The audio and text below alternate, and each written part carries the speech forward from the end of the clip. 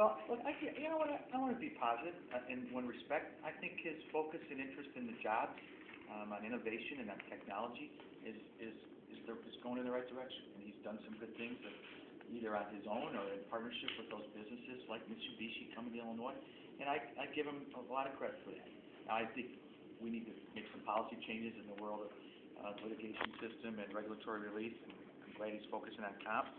But this, all circles back to the budget, and he ends up spending in his proposal $1.7 billion more than last year, and he increases or he ends up going about $1.5 billion over the available revenues. And to balance his budget, he needs to borrow. We got into this mess because we spent money we didn't have, and it's just a continuation. It's the same old song, and it's that part is very troubling.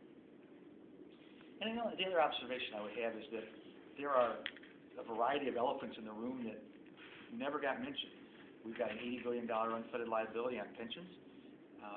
It's not a matter of liking or not liking teachers and state employees and university employees. This pension system is severely underfunded. If we don't address it, we may not have a pension system. He didn't talk about health care for retirees. He didn't talk about health care for retired community college folks. So there are a lot of things that are significant pressures on our budget that didn't even get brought up. He wants you to lay out your alternatives. Will you have that seat at the table as he promised? I think you've had problems with his accessibility to Republicans in the past. Yeah, we have, and we need to look at moving forward. And we've got look, we're talking about comp because of us pushing it along with the Senate Republicans. We've talked about Medicaid reform for a number of years. It got done. We've got a bill on pension reform, and I would strongly suggest that is not an easy issue to pursue. So we have been there with substantive ideas and substantive proposals to change the climate, change the environment, and change the numbers.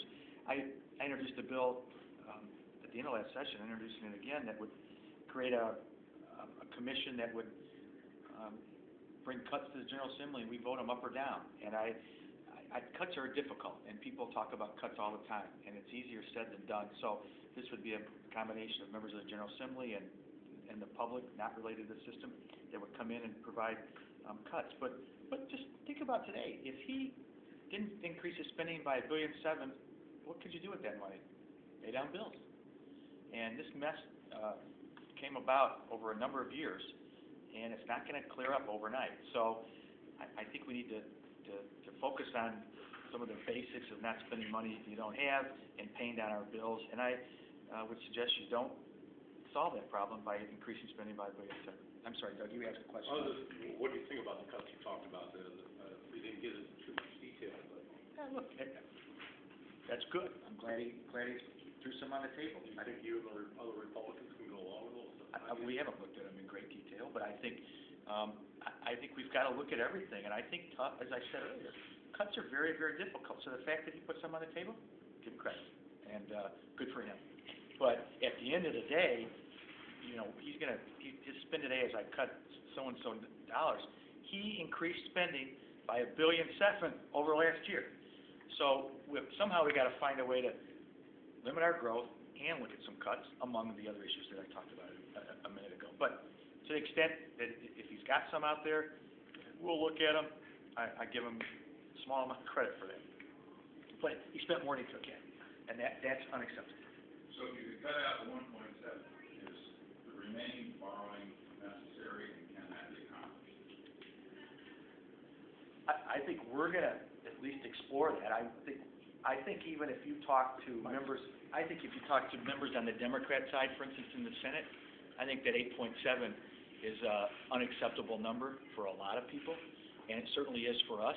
I mean, the problem with borrowing 8.7 on top of borrowing 3.7 a couple weeks ago, on top of this, we just saw this tax increase pass.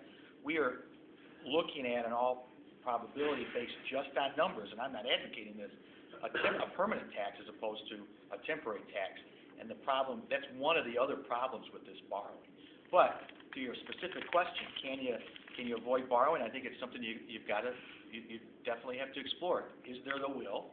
And are there enough cuts out there, coupled with not increasing your spending, coupled with the idea that you do this over a couple of years, is that doable? And I think that's gonna require all four caucuses working together to try to do that.